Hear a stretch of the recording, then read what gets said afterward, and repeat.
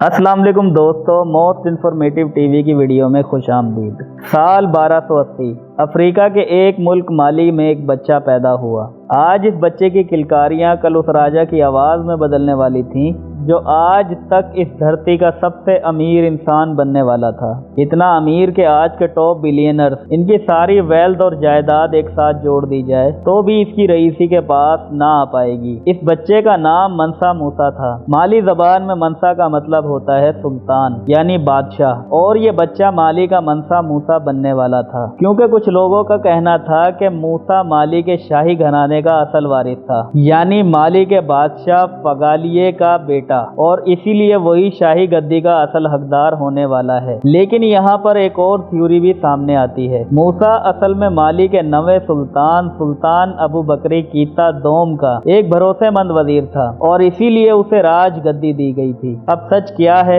ये तो पूरे कॉन्फिडेंस से कोई भी नहीं बता सका। चलिए तो सीधा मूसा के मनसा बनने के सफर पर आ जाते हैं। अब हुआ ये था कि 1312 में बादशाह अबू बकरी के दिमाग में एक बात आती है कि क्यों ना मेरी उस हुकूमत को और बढ़ाया जाए। और फिर क्या था, उन्होंने इस बात पर अमल करते हुए 200 सिपाहियों से भरी हुई और 100 खाने पीने से भरी कश्तियों को एटलांटिका की तरफ भेज दिया ताकि वो पता कर सकें कि अगर उस पार भी कुछ है तो उसके लोग उस पर भी कब्जा करके उसकी हुकूमत को और बढ़ा सकें। पर ऐसा कुछ नहीं हुआ। इन कश्तियों को वहां भेजे काफी वक्त गुजर गया था, लेकिन ना ही कोई इंसान वापस आया और ना ही कोई कश्ती। 300 कश्तियां वहां भेजी थीं, लेकिन एक भी वापस लौट कर नहीं आई। लेकिन अचानक से एक दिन उन्हें एक कश्ती वापस आती दिखाई दी। उसकी हालत बहुत ही बुरी थी। उस कश्ती के लौट आने के बाद उसके कैप्टन से पूछा गया कि इस हालत का जिम्मेदार कौन है, तो उसके मुंह से बस एक ही चीज निकली, भयानक समंदरी तूफान। उस तूफान ने उन सब कश्तियों और उनमें सवार सभी सिपाहियों और खाने पीने की अशिया को तबाह बर्बाद करके समंदर की तरफ धकेल दिया। बस वो अकेला ही जैसे तैसे करके वहां से बचकर वापस आया। ये सब सुनकर सुल्तान अबू बकर बहुत ही मायूस हुए कि वो ऐसी सिचुएशन में कुछ भी नहीं कर पाए, बस हाथ पर हाथ धरे बैठे रहे। लेकिन इस हादसे के बाद भी वो जिद पर अटल थे कि समंदर के उस पार जाकर उन्हें हर हाल में कब्जा करना है। इसीलिए इस बार उसने खुद उस पार जाने का फैसला किया। लेकिन जाने से पहले सुल्तान ने मूसा को एक बहुत ही खास जिम्मेदारी सौंपी, और वो जिम्मेदारी थी माली को संभालने की, और वो भी एक राजा के तमाम हुकूक के साथ। और बस वो इसी के साथ 3000 जहाजों के साथ वहां से अटलांटिक की तरफ निकल पड़े। इसके बाद वक्त गुजरा, साल गुजरे और सदियां गुजर गईं, पर सुल्तान अबू बकर कभी वापस लौट कर नहीं आया। हर किसी ने आहिस्ता आहिस्ता उसके वापस आने की उम्मीद छोड़ दी। लेकिन आपको हैरत होगी कि सुल्तान के वापस न आने से माली पर कुछ भी असर नहीं पड़ा। माली अबू के दौर में अच्छा तो था ही, लेकिन मूसा के आने के बाद अलग ही बुलंदियों को छूने लगा।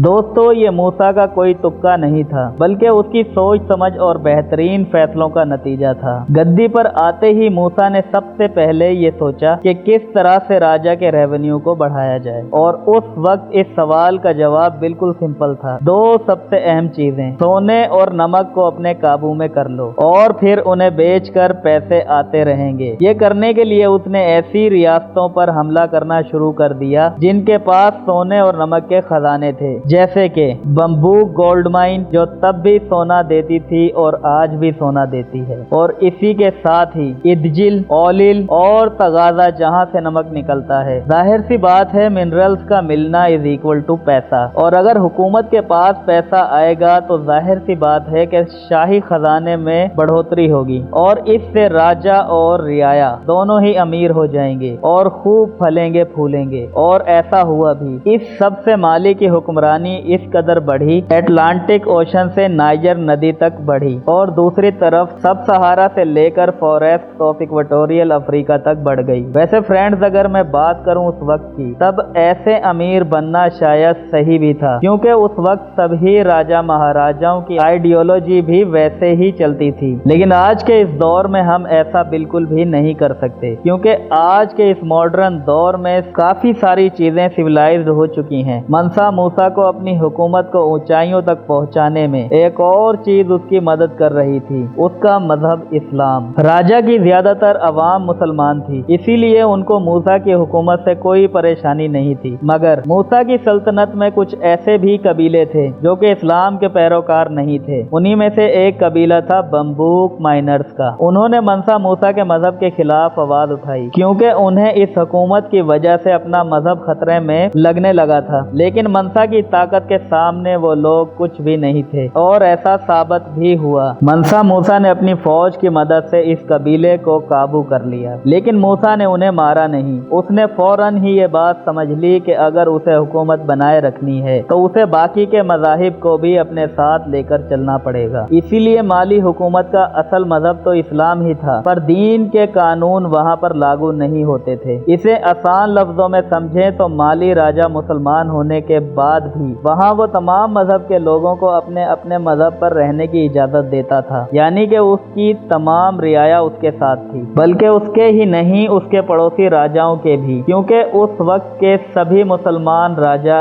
एक दूसरे को अपना दोस्त और मोहसिन समझते थे। इसीलिए माली के इर्द गिर्द जब भी और आज भी मुसलमान मुल्क आबाद थे। इसीलिए माली के राजा को कभी भी दूसरे राजाओं के हमले का कोई खतरा नहीं रहा। इसीलिए जब किसी भी राजा पर हमला नहीं होगा तो जाहिर सी बात है कि वो राजा अपनी इकोनॉमी पर पूरा ध्यान दे पाएगा, और मनसा मूसा ने भी कुछ ऐसा ही किया। उसने अपने मुल्क की इकोनॉमी को आसमान तक पहुंचा दिया, वो भी सिर्फ दो ही चीजों की मदद से, पहला टैक्स लगाकर और दूसरा ट्रिब्यूट लेकर। माली राजा की रईसी और इतना बड़ा व्यापार सिर्फ तीन खास चीजों की वजह से था: सोना, नमक और कोला। कोला जो कि एक फल है। सोने की मांग माली में तब भी और आज भी सेम ही है। माली अमेरिका का 4th लार्जेस्ट और वर्ल्ड का 13th लार्जेस्ट गोल्ड प्रोड्यूसर है, और माली उस वक्त भी यूरोप और मिडल ईस्ट से ज्यादा सोना बना रहा था। पर इससे यह मत समझ लेना कि इसीलिए मूसा इतना अमीर था, ऐसा बिल्कुल भी मत समझना। माली में मौजूद कोई भी सोने की कान मूसा या फिर माली सल्तनत की कभी थी ही नहीं। तो फिर सवाल ये आता है कि मनसा मूसा को इन सब से फायदा कैसे मिलता था? वो ऐसे कि उस कान से निकलने वाले सोने पर टैक्स लगाया हुआ था। उतना टैक्स के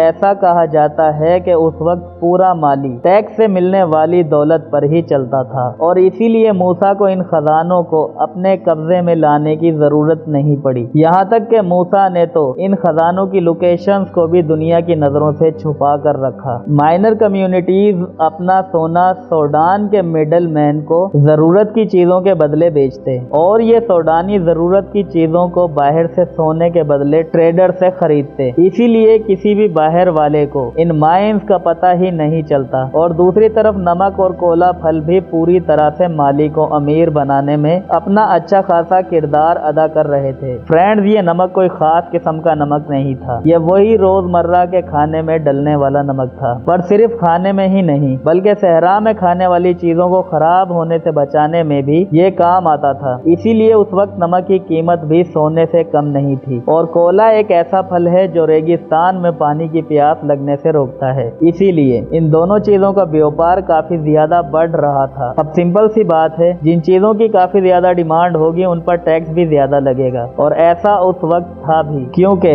इन ऐसी चीजों पर मूसा ने काफी ज्यादा टैक्स लगाया हुआ था। और बस इन्हीं के दम पर मनसा मूसा इतनी अमीरी में जी रहा था कि आज किसी से भी पूछा जाए कि उसकी वेल्थ कितनी होगी तो उसका बस एक ही जवाब होगा: इनकैलकुलेबल। इस इनकैलकुलेबल वेल्थ का नजारा मनसा मूसा के 9600 किलोमीटर के सफर पर देखने को मिला, जो कि उसने हज के लिए किया था। बाकी मुसलमानों की तरह मनसा मूसा भी हज करने साल 1324 में निकल पड़ा। पर इस सफर पर वो अकेला नहीं था, उसके साथ एक बहुत ही बड़ा काफिला था, इतना बड़ा कि उसके बारे में आप लोग सोच भी नहीं सकते हो। फ्रेंड्स, क्या आप गैस करना चाहोगे? क्या लगता है आपको कितने लोग साथ होंगे। 5,000, 10,000 नहीं, बल्कि 60,000 लोगों का काफिला उसके साथ निकला था, जिसमें से 12,000 तो सिर्फ गुलाम ही थे, जिनका काम था सोने से भरे हुए बॉक्सेस को उठाना। इसके अलावा 8 ऊंट, जिनके ऊपर सोने से भरे हुए पाउडर के बॉक्सेस लदे हुए थे। आखिर ये सब क्यों किया जा रहा था? फ्रेंड्स, ये सब ज़कात का सोना था, जिसे मनसा मूसा रास्ते में आने वाले जरूरतमंदों में तकसीम करता जा रहा था। तकरीबन 20,000 किलो सोना सिर्फ बांटने के लिए था। जैसे जैसे मूसा आगे बढ़ता, रास्ते में आए हुए जरूरतमंदों में सोना बांटता जाता। इसके अलावा जहाँ भी उसका काफिला जुम्मे के रोज रुकता, उन जगहों पर उसने मस्जिदें बनवाई। सफर के दौरान मूसा की दूसरी बीवी को एक जगह पर रेगिस्तानी धूल से थोड़ी परेशानी हो गई, तो उसने उस जगह पर फौरन ही एक इरिगेशन सिस्टम बनवा लिया। मूसा ने कायरो, मक्का और मदीना में हर जगह पर 20-20 हजार सोने की ईंटें बांट दी। क्या आप जानते हैं कि आज तक बहुत सारे राजाओं ने सखावत दिखाई है, लेकिन इसने कितनी बड़ी सखावत दिखाई और लोगों में कितना माल बांटा? इस बात का अंदाजा आप इस बात से लगा सकते हो कि